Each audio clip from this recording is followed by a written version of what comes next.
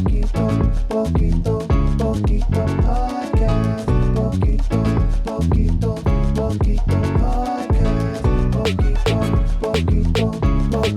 podcast. Hello, I'm Ryan Reyes. And I'm Dominic Angel. And together we are Un Poquito. Alright. Un Poquito. Learning about Latin culture little by little. Thank you for joining us. If you're watching us on YouTube, make sure you subscribe, hit the bell notification so you get notified when we drop a new episode. Like, comment. Comments make you sexy.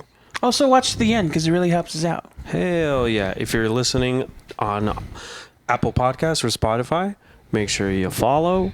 Leave us a rating. 5 stars, please. Also, if you're looking to support us, we have a Patreon. It starts at $2 and you get access to early episode drops and bonus content. We also have a Discord if you want to interact with us. It's pretty poppin'. We got a lot of good rooms in there. We got a lot of themed rooms right now for the holidays. Oh, yeah. A lot of food talk going on, a lot of video games, music. Music room is always pumping. We added a wrestling room because people need to work some shit out. It's a lot of fun. Also, you can follow us on Instagram and TikTok at unpoquitopod and send us an email at unpoquitopod@gmail.com. Ryan reads all of them. I read some of them. That's it for the fucking intros. I'm tired of doing that shit, but we gotta. But today's gonna be a fun episode. This month it's November. You know, we got out of the spooky stuff territory, and you know what? November is a time for family. Bringing it on home. So we have our family for this month. You guys, I mean, you guys know. You know her. You know what it is. You love her. Angel Abesco. Angel Abesco, how the hell are you? I'm good. What's up, everybody? This is our mom. And our sponsor. The first official sponsor of Un Poquito Pod, owner and proprietor of Legacy Teas and Spices.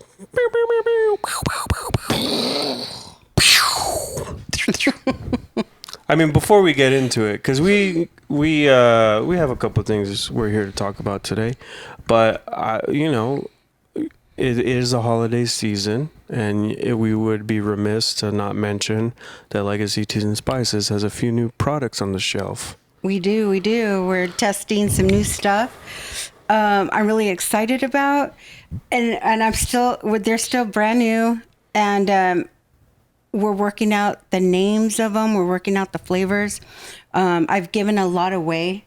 I was on another radio podcast, and they actually taste tested. Are you calling us out right now? No, because we can taste test. I have some brewing, but we don't got time for that. But I'm really excited. So there's a handful. I'll just kind of quickly mention them really quick. The one I'm most excited about is Café con Leche. I tried it. It tastes like flan. It was very He good. says it tastes like flan. I think I put too much sweetener in that one. I love sweetener. But so many throughout the years and us doing this, you guys and myself, so many people have asked, do you have alternate for coffee? And I regret not making this or trying to make it sooner because I think it came out wonderful. But it's basically a black tea with roasted mate and a pinch of rooibos tea. And so it's on the higher caffeinated, but not as much as coffee. For people that don't know, what is mate? Mate. It's a roasted, this one in particular is a roasted mate from South America. And it just, I honestly feel like it tastes like coffee, like the blend itself, and it's steeped with. But the mate itself it's not tea necessarily. It comes from grass. It's a grass that's made in Argentina. It's grown in Argentina. Mm-hmm. I think it's categorized as an herb. Yeah. Yeah. I mean, maybe. Because I know, because most people might know it as Yerba Marte. Yerba Nobody mate. knows it as Marte, all right? I want to get that clear. There's no R in it. We were talking about rolling our R's earlier, and it's stuck in my brain. Yerba, like a lot of people know it as yerba mate, but it's yerba is what it is. That's what I was trying to say, and I Herb. failed. You're right. You're right. Oh, You're right. You're herbs. right. Yerbs. Yerbs. You got that yerbs. Y'all got that So- yerbs. Anyway, Anyway, the roasted mate is so. it's What's the the word I'm base. thinking It's the of? base for the Domsy the Bombsy. It Not is. to name drop, but that's my blend. We do have a blend called Domsy the Bombsy, but anyhow, this one I'm really excited about. I actually love to put almond milk in it, and it's wonderful. So it's on our website. Check Café that one con out. leche. Café con leche, and then we got the Chicano chai, and this one is a struggle. Why is it Chicano? I added churro. It's like a black chai, and I added. I took out some of the ginger to tone it down a little bit, and I added churro flavor. So the black tea is steeped with churro flavoring. Like cinnamon and like. Yeah, cinnamon churro. Yeah, and I love it. I think it still has cardamom pods. It still has orange peel. It's like to me, it's like Christmassy.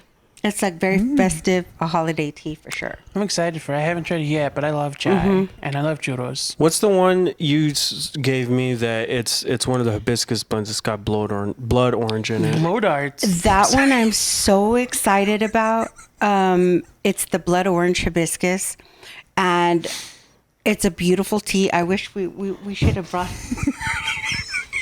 What'd you say? It's a beautiful tea, and what is so funny about that? Nothing.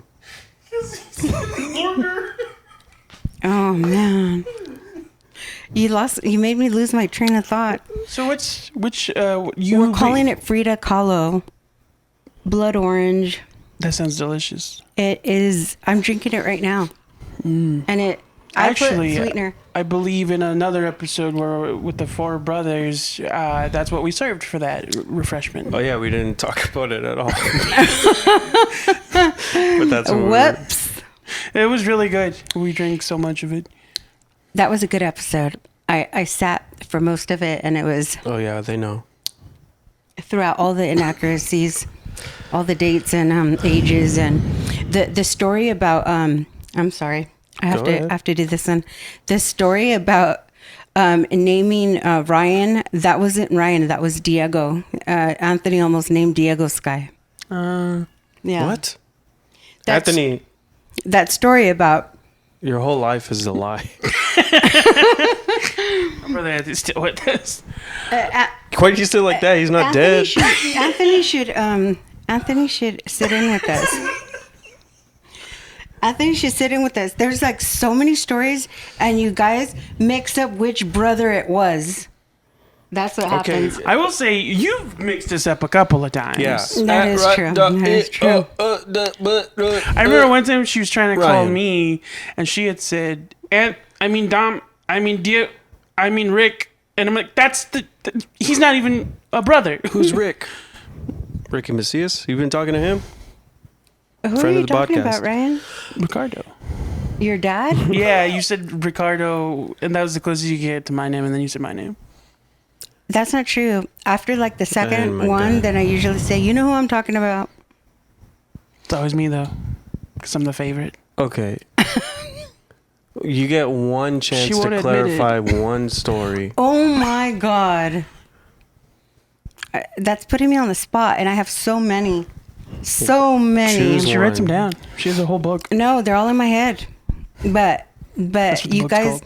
you guys mess up a lot of details of facts. I don't know. You're getting old, so I don't trust your memory. I know it was my birthday on Wednesday, and you didn't even call me to tell me happy birthday. I said happy birthday to you the day before. Yeah, but you have to call me on the day. Why The are day you doing before this my right now? birthday. is Everyone not my else birthday. did. Everyone else calls me and or texts me or something. Happy birthday to you. Cut. All right, you're forgiven. Thank you. In case we keep it for context, that was a Flight of the Conchords reference. You don't need to explain. I'm autistic. Yes, I do. No, you don't. Oh my god. Says you. What else?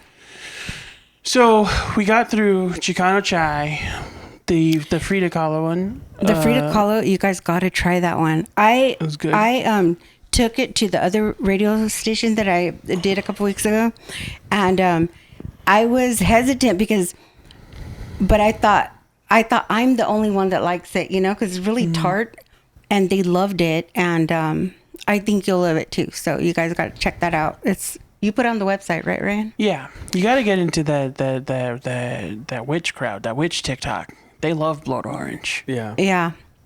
Well, I'm collabing with Oh, that's right. With the she's like a tarot reader, right? yeah, Tea Breeze Tarot. Hell yeah. Yeah, Shout out. and she has her own blueberry blend. So yeah, that's fun. That's a lot of fun. Speaking of, I have the apple spice that I brought back. I kind of tweaked it a little, and we're trying to figure out what to name it. We have it on as apple spice right now, but I smell a contest. Ryan chose witch's brew. Your dad chose bruja tea. Oh yeah. We don't know what to name it. Leave a comment below. My mom's gonna name it. My mom will choose a name that she likes from the comments. Well, so I had what do you call it? Shot out the idea that for the bundle of teas, the section on the website should be called Brujeria, but it's BREW. That's a good idea. Yeah. If I choose a name that someone comments, I'll send them some tea and a teapot. How about that? So get in the comments. That sounds like fun. Okay. Yeah. So I wanted to ask, because you've told me some stories. Your birthday is very close to Halloween. What has that experience been like for you? I always remember growing up, getting a cake. Like throughout the year, I'd go to my friends' birthday parties and they'd have like white cakes with like pink roses or white cakes with blue roses. You know, those Mexican style, like big fancy cakes. Right. Mine were always orange.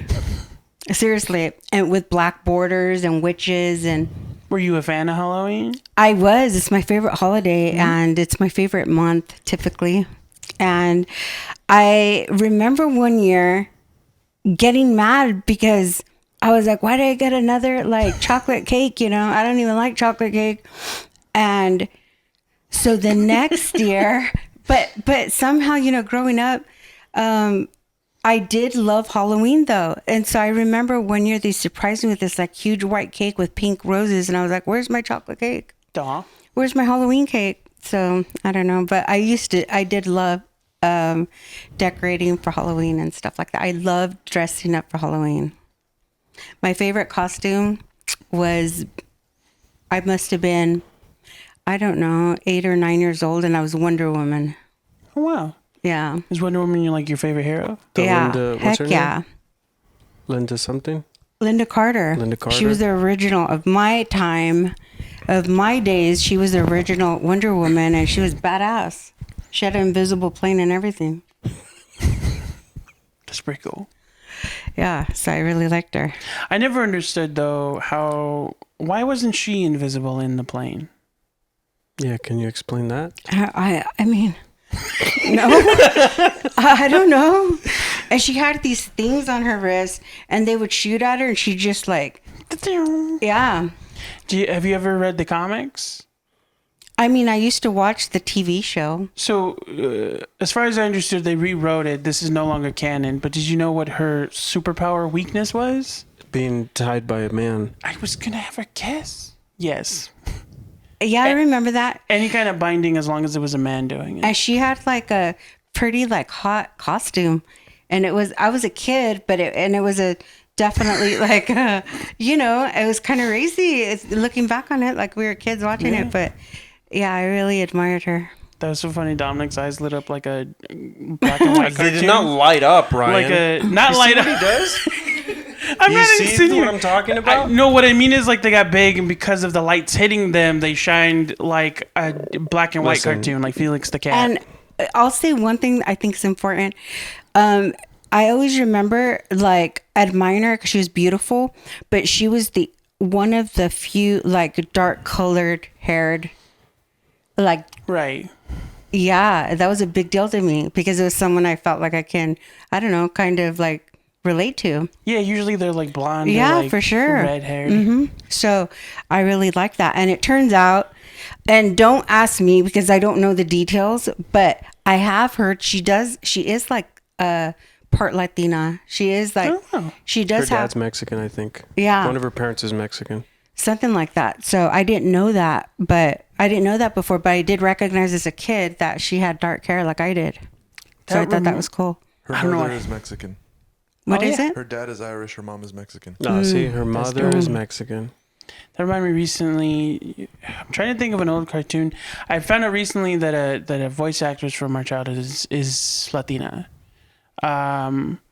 I think the only voice that you might know her from, because you'd watch cartoons with me when I was little, is do you remember Clifford the Hound Dog or Clifford the Big Red Dog? Yeah. The little girl Emily is voiced by a woman named Gray Delisle. She's Latina. I just found that out. Oh, I didn't know that. Her real maiden name is Flores. So that's cool. I didn't know that. Yeah, that's cool. She was Daphne on Scooby Doo for like 15 years. Oh, wow. I used to watch that too. Well, how would you... What? How is she going to know Clifford the Big Red Dog and not Scooby-Doo? That's it. I'm saying them as they pop in my head, Dominic. Jesus. I said I was trying to think of one, and then I thought of two. So, there you go. It's funny, though, because I've seen her she's been in, like, Latino cartoons. Like, I think she was in Mucha Lucha, and she was in this show from, like, 2010 called El Tigre. But she always plays, like, half white, like the white best friend for some reason. I just thought that was funny. Because she's, like, the only one Latino on the show. Do you have any questions, Dominic? What's your favorite costume that you gave Ryan? Yeah, I want to say, because so when we were really little, we would just buy costumes. But I think like one year we didn't have time to. And so I want to bring this up because this is what got me started in liking to make my own. But Mom helped us make costumes. Yeah. I helped you guys make costumes. I mean, we did buy some, but I just remember when you guys were young, I remember it was like so, for me, it was like, especially once Diego was born, I felt like stretched too thin. I felt like I didn't have time for anything. And we would try like sit there and try to make costumes and just put things together. I think the cutest one I can remember I think I have like all your guys' favorite, like I have memories, you know, and Anthony and Dominic being like Power Rangers. Do you guys remember that? Yep. That was funny. That was so cute. You guys look so cute. You're so little. And I remember Ryan being an In-N-Out Burger employee. And my sister helped me with that one because her husband was an In-N-Out manager at the time. And he looked so freaking cute. She got it spot on. Like he looked exactly like if he was working behind the counter with the apron and everything, with the hat, with the safety pin at the back. It was so cute. I remember the safety pin. I wanted to keep it. And I think they had a little name badge for you. And I don't know. She got it really good. And a towel, I think, hanging from the apron. So that was really cute. Diego, we used to dress him up as Frankenstein. Yeah, I remember that. And he was like so chunky. He was so freaking chunky and he looked so cute. Because And his hair is so stiff. Yeah. his hair was, you saw him how he is today. That's how it was when he was little. Exactly.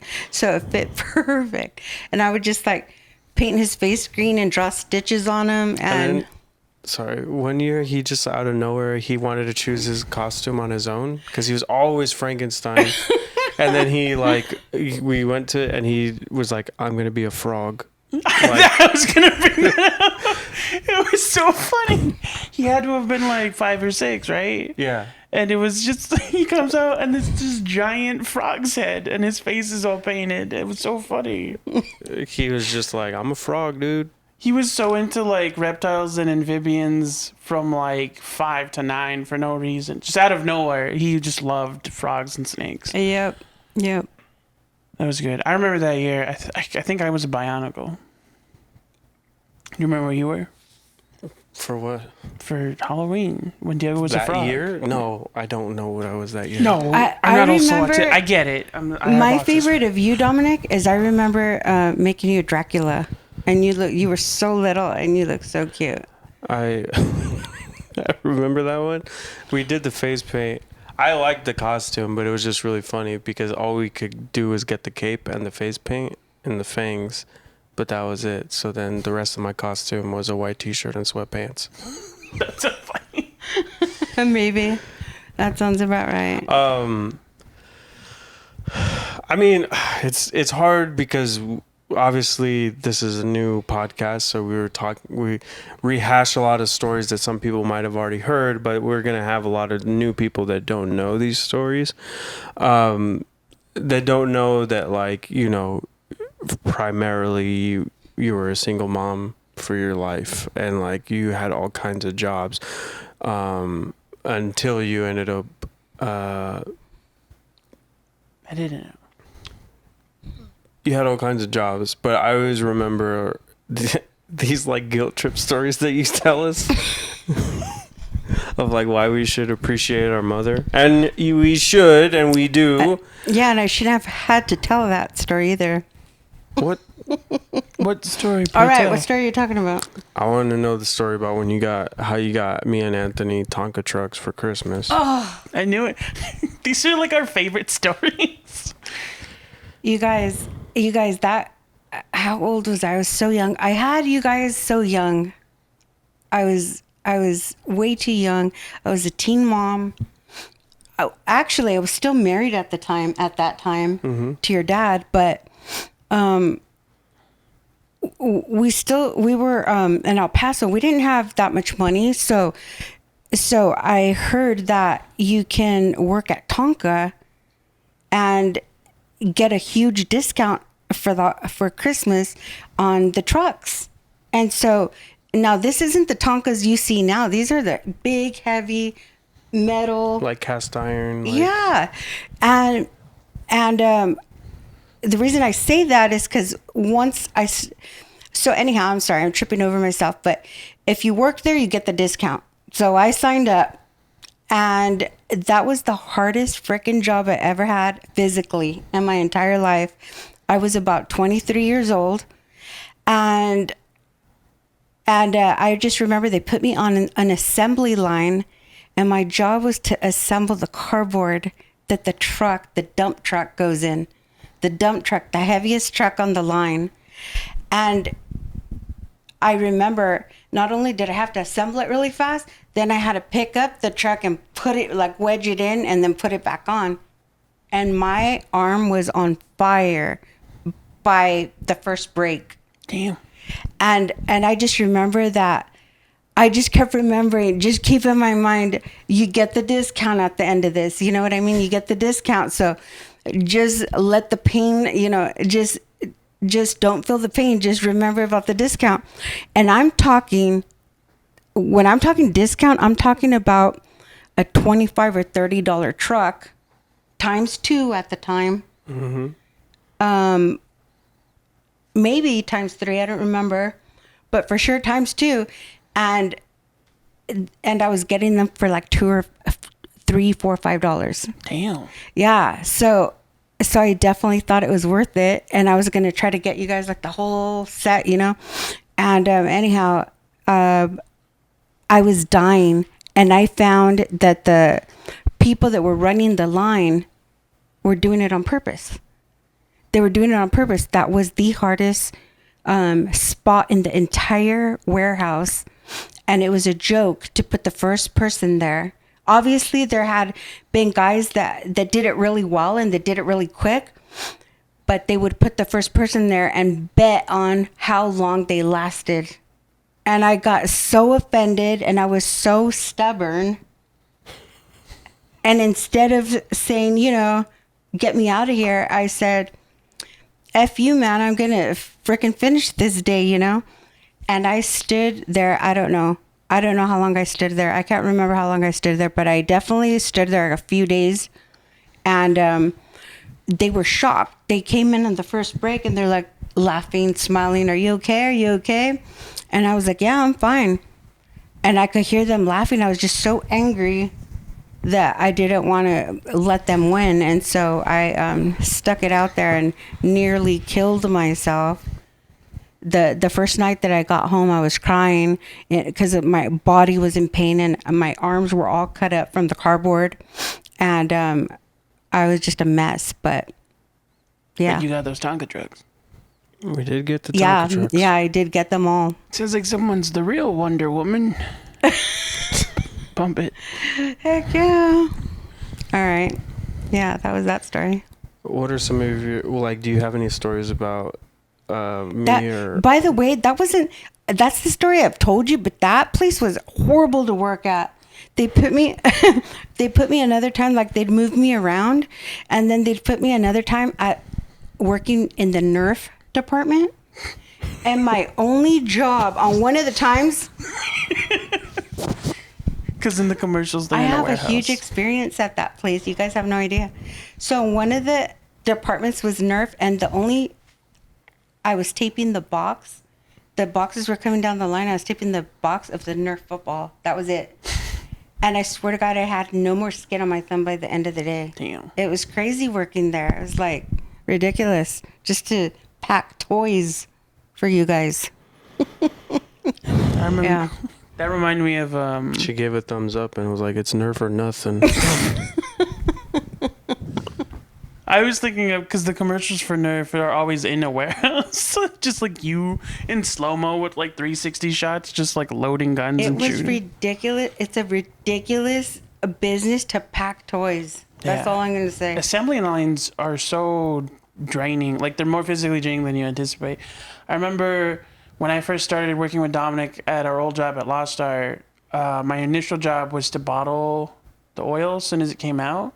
And my first day, I had grown huge blisters just on these two fingers.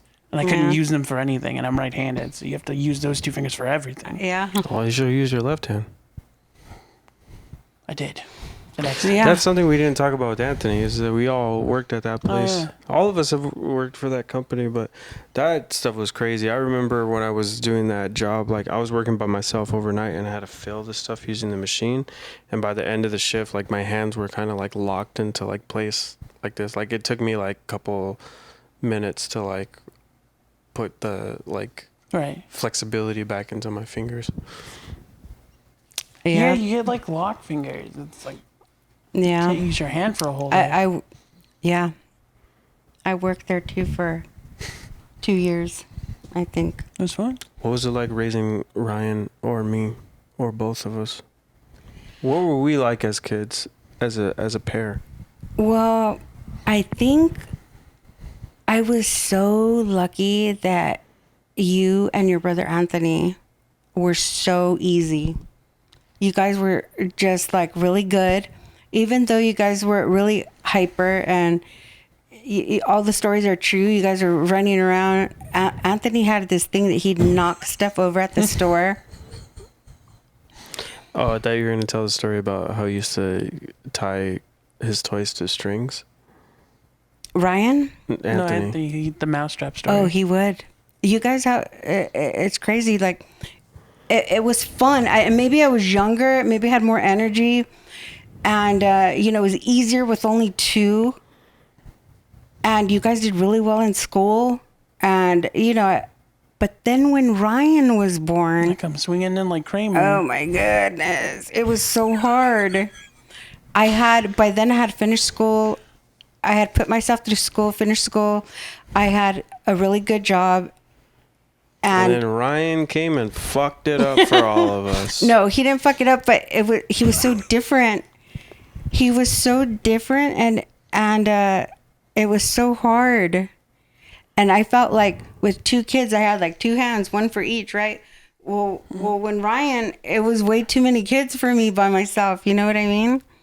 And by then, your dad was working. Your dad was working all the time, and so it was just me and you guys. And then when Diego was born, forget it. Forget it. Was out of control. This kid's a lost cause. I will say what didn't help is like I've had insomnia since I was like 5 years old. I don't sleep a lot. Like my mom, I remember my mom would walk out and I'd be in the living room just watching infomercials, just anything to keep my attention, because I'd be up till like 2 a.m. If I'm not mistaken, by the time you were born, I was only like 21 or 22 maybe. And I didn't know anything about autism.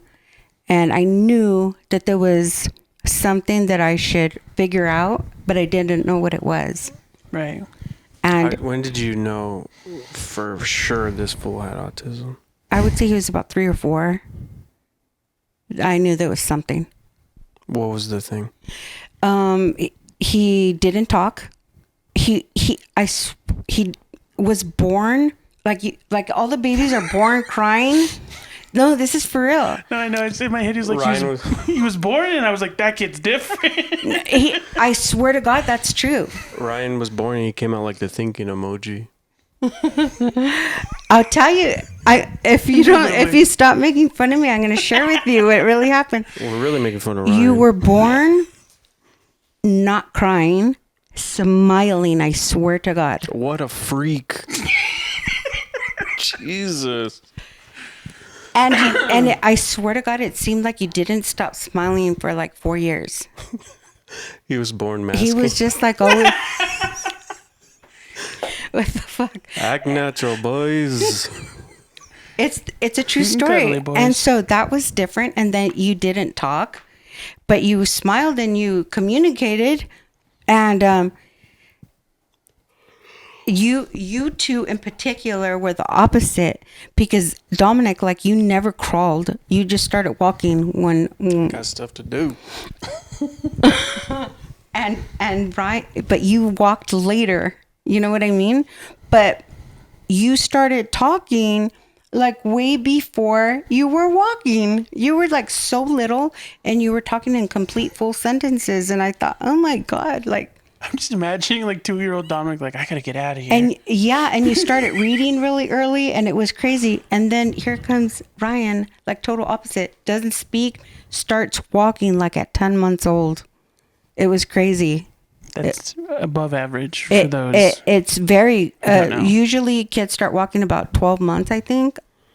And you were walking like at 10 months, like walking like normal. And that was crazy to me. And then just other things. Finally, when you did start talking, you didn't start talking first. You started singing first. That was going to be a follow-up question to verify, because we mentioned it before. My first words were Angel Baby by Shaggy. Yes. Like one day we were all driving in the car. It was just the 5 of us. And by the way, I always remember the 5 of us just everywhere, always together. Like I kept hearing you guys say you're not close, but you guys, we were always together. Like it was just me and you guys forever, everywhere we went, we were always together. And so we were all in the car driving, and then all of a sudden we like stopped at a red light, and then you started singing the song that came on word for word, but you had never said, like, you know how babies say mama, papa, their first words? No, you had never said none of that. And you were like 4 years old, and you just started singing this song word for word, and we were like, what the hell? I want to be So if you curious, guys have a though. kid that's not talking, maybe take him to a karaoke bar, see what happens. I was going to say, I want to be clear. It was the chorus, right? I didn't come out talking like Shaggy. Imagine. Come on now. And for I want to say for like a whole year you just sang songs, and then finally you start talking in kindergarten. But I had to. No choice. yeah, Talk to strangers. I didn't like it. Brian was always the smallest one. Yeah, I was always the shortest kid till like high school. that's how I was too. And it's funny because You look like me the most, I think. Yeah. And so our features are the same. So yeah. That's been a huge thing about me as we grew up. Was like they were always comparing my baby photos to mom's, like at every age. Yeah. We look alike. Identical, I think. And then I got fat. Who's your least favorite child? Dominic, don't say that. You heard it. We're gonna cut it right when it says Dominic. There is no least favorite child. I hate all of you. You can ask me questions like, who's the meanest? Who is the most? I don't want to say annoying, but Who like do you difficult. love the most? Oh my God, Dominic. That's Whenever- the opposite, right? Okay, let me ask you this: if you ever heard a crashing noise suddenly, who's the first person you thought of? You. All right.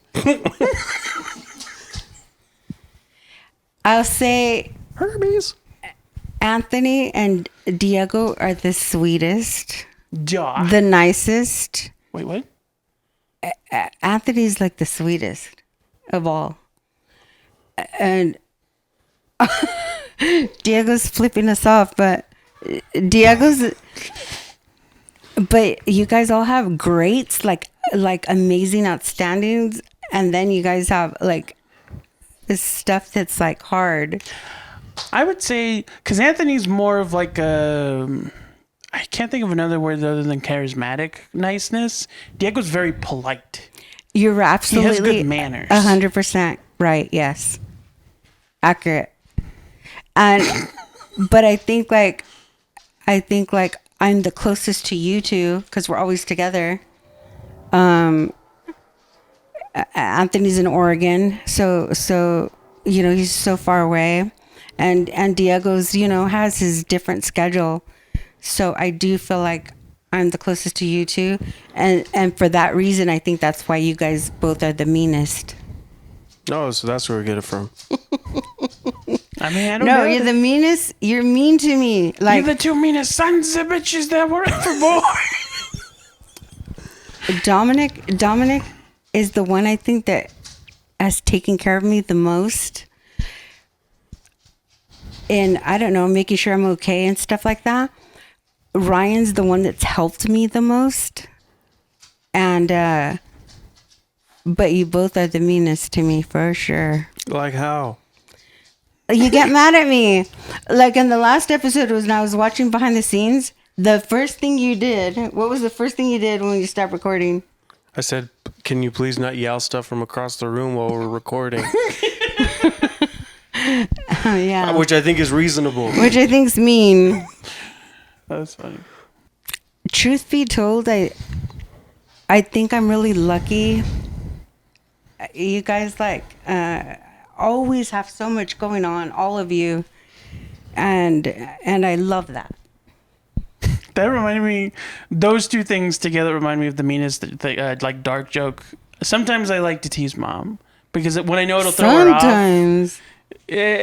So I'm gonna admit that I said something very dark the other day, and then you shouldn't say this to your mom and mean it, but in the moment it was the funniest thing ever, which was so. I don't remember what it was. I like took this chair or something. I was doing something that you wanted to do, and you were like, "You seriously not gonna let me? I gave birth to you. I took care of you." And just like quickly, I was like, "And I gave you something to do." And I thought that was me. That was very mean. Yeah, exactly. But it's a double joke because it was also like being the autistic one. There was a lot of like stuff that involved me growing up, like having to learn about me and stuff. Yeah. But okay, so the story goes, my version of it is I knew early on, but I didn't know what it was. And I would probably say kindergarten or first grade, we started getting you tested for stuff. Yeah, I do remember I was like, I never like went to, it wasn't until like later on where we went to like an official like psychiatrist got That's me right. diagnosed. But I was always being assessed. Right. Because I would have issues in school, but at home I would show proof that I was absorbing the information. I just like wasn't good at school. And so we had to keep figuring out stuff. I honestly, and a lot of it comes from like, because I've talked about this subject before, but I've never touched on this specifically. A lot of the accommodations that my school made for me were directly a result of my mom like fighting for me and like not letting them like half-ass taking care of me, because even they would acknowledge like something was different, but they just wanted to like put me in a different class or It was something. years of getting you assessed, and you kept coming up each year. You'd get assessed like 3 or 4 times, and each time you'd come up borderline. Yeah. It's because I think Ryan would figure out how to take the test. Like he would figure out how to pass, Yes. and it kept fucking. It's him called up. masking, all right? You guys get so mad at me. I wanted to be normal. I have a anymore. question. That's absolutely correct. That's exactly what happened, and it was a nightmare for me. It was like it was a nightmare because they're complaining about you. They're calling me all day long at work, and luckily I worked close by, and luckily my job let me leave whenever I needed to come to the school, Right. which was like literally 3 or 4 times a week sometimes. So It seems like I was the, you know that WB cartoon with the frog? Like mom's the guy trying to prove he can sing opera, and I'm the frog that's just quiet every time. it was very difficult. It was very frustrating. It was overwhelming sometimes. And by the time, so they're complaining about you, so we're getting you tested.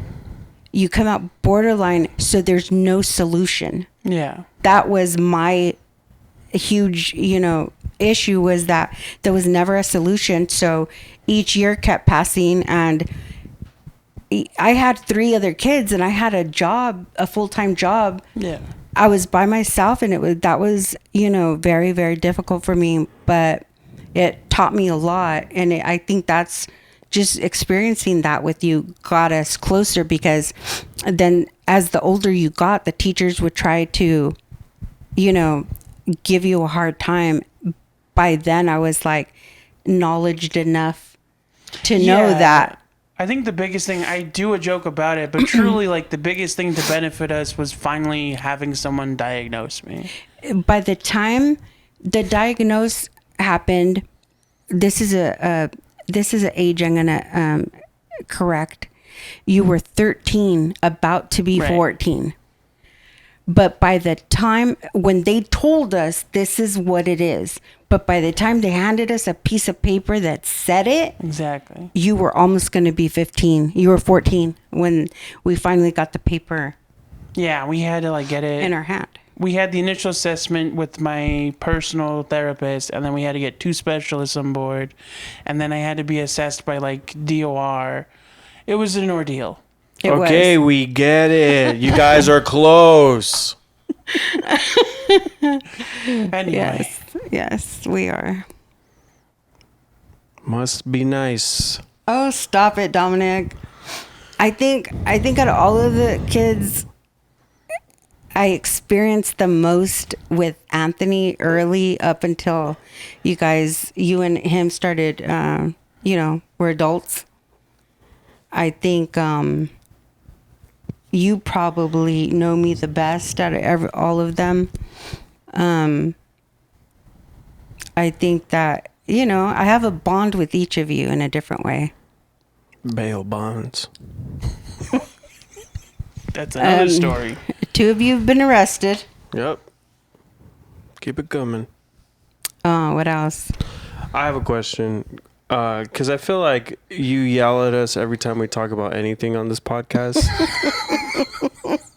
So Okay. I want to know, a lot of this. First of all, our podcast is about learning about Latin culture, Yeah. And I feel like you put in due effort to like raise us at least with some semblance of like trying to teach us Spanish, or at least take us to classes or whatever. So like for you grew up before we did. You from a different era of like Latin history. So like what is your like, how do you feel? I feel like you've always been very proud of being Mexican. Heck yeah, I definitely am. I was born in Orange County, and This is news to me. Yeah. Gross. I was born in Orange County. I mean, we lived in Santa Ana. So coming from when I was born, my home was in Santa Ana. But I was born in the city of Orange, and we moved to Baldwin Park when I was 4, I believe. And back then, I remember it was a huge Hispanic community, but not like it is now. Everybody was like Chicano, not Mexican. Does that make sense? Like now it's Mexican. Back then, and I say that because I felt it. It was different. Santa Ana was Mexican, I felt like. And, forgive me if I'm saying it, if I'm not saying it correct or anything like that. This is how I know it. This is how I feel it. I felt like everyone that I grew up with, most of the community was non-Spanish Hispanics. And so that's how I grew up. Even though I came from Santa Ana, I spoke Spanish as a child. But once I hit kindergarten, I didn't speak Spanish until I got married to your dad and we moved to El Paso. Mm-hmm. When I moved... So Chicano, when you say Chicano, you mean like... Mexican American? Mexican Americans, yeah. People that were born here that are more... Yeah. More American than Mexican. Americanized. Josh the American. Hence our Chicano chai. That's where that comes from. I'm just kidding. Go ahead. I'm just kidding. Go ahead. They sell churros at Disneyland now, so it's okay. Go ahead. No, I just wanted to know, because it's like, so you for most of your life have grown, like, maybe not grown up, but like after you graduate, I feel like you've spent most of your professional life being in a white world. Well, when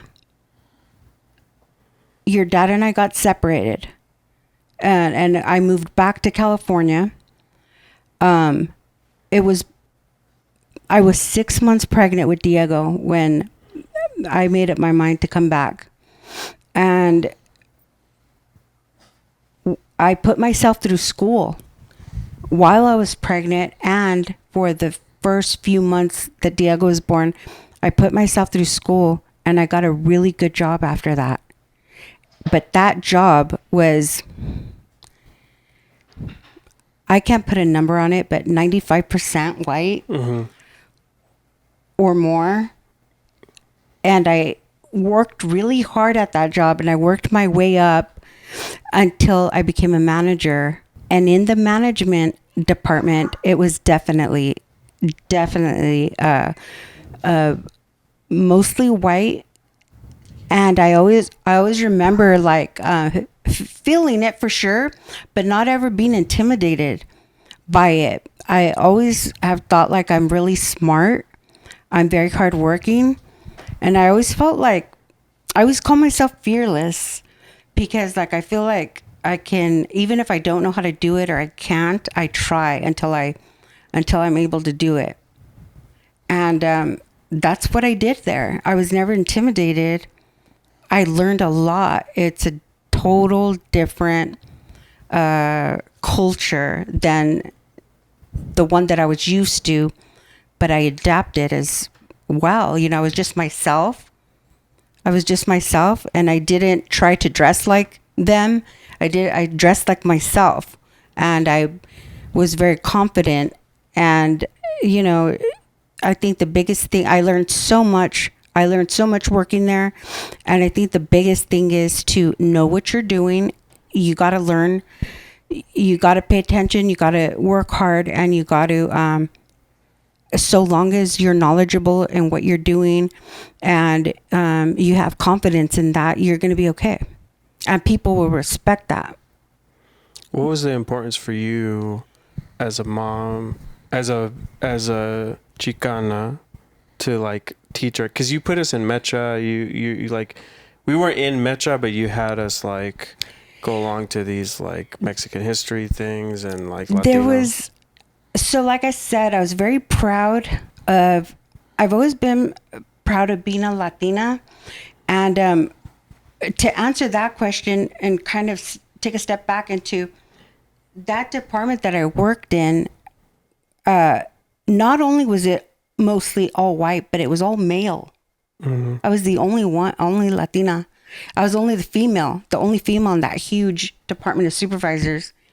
And I felt like... You said, real quick, you said you felt special. I felt special. I felt like unique. Not like special, like in a bad way. I felt like unique. I felt like powerful. Powerful. Not in the sense that I'm a manager or anything like that, but just I had accomplished a lot and worked hard to get there. Like nothing was handed to me. I really did the work to get there. So that was important to me. Work ethic. And I think our culture, you know, I think the work ethic, there's so many people that want to survive and want to build and grow. And, you know, my grandparents came from Mexico. My parents came from Mexico. They actually literally came. But the people that made the choice to come for growth was my grandparents on both sides. My parents, even though they came from Mexico as well, they were brought. They didn't have a choice. They were brought. Does that make sense? So, Yeah. So I felt I was very lucky. Like somehow I knew I was lucky to be born here because there's so much the poverty that our family came from was much harder, believe it or not, than it was when we're here. You got, you know, there's a lot of opportunity, a lot more opportunity, I would say, for growth. And I felt like I was lucky. I appreciated being here, being born here, and being able to grow like I did. And also, so going back to that, I felt it was important to share that with you guys as much as possible. There was two things that I felt like I had to do somehow. And I didn't have time to do it because I had a full-time job that was very demanding. And I was by myself. But those two things were to have a positive male role model in your guys' life. So I don't know if you guys know this or not, but I used to contact the school or like, you know, I always like volunteered at the school and stuff like that. I would always pay attention who were the male teachers. When you guys were coming up, I would request the male teachers for you guys. That's why, if you think back, you had a lot of male teachers. Mm-hmm. So that was the one thing I felt was important that you guys needed. And the other was that you guys know that your culture was important, even though I didn't have that much time to teach you it, and I didn't even know it very well myself. So, but I just knew that I was proud of my culture, and I thought that should, you know, that I should, you know, show you guys as much as I knew. That's why we used to go to museums a lot. You guys remember? Mm-hmm. We always used to go to museums and stuff like that. As you guys had so much going on, but any chance that we could go like to a Latino art show or museum, I just tried to share my passion with you guys, like vintage cars. My dad used to reconstruct vintage cars from salvage. They used to sometimes pull up in a tow truck and drop off the car, and by the time he was done with it, he'd work on it for weeks, and by the time he was done with it, it looked brand new, paint, everything. And that was really exciting for me. I mean, that's really cool, and especially like, you know, it was. We've often commented, especially me and Diego, especially in the recent episode, about how we didn't always acknowledge or understand the community around us until we were older. But I always like make it clear, like, that's not for lack of like effort from your part. You put a huge effort into like reminding us, you know, that we aren't just American, we're Latino. Remember where you came from. Yeah. And that was always a big influence for us, and I appreciate that, and I appreciate you, and I'm happy Now we have that you this did this podcast. episode. Thank you Thank you. for doing this with us.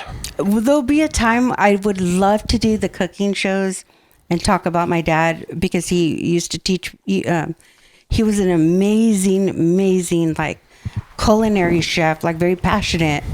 So I'd like to do some cooking shows. Yeah. That'd be awesome, because a lot of memories I have of my dad is him and I in the kitchen. So that'd be awesome. For sure. Eventually, in the future. If you made it this far, tell us. Yeah, go. What are your parents like? Yeah. If you made it this far, first of all, thank you. You're a hero. But yeah, let us know something about you and your parents in the comments.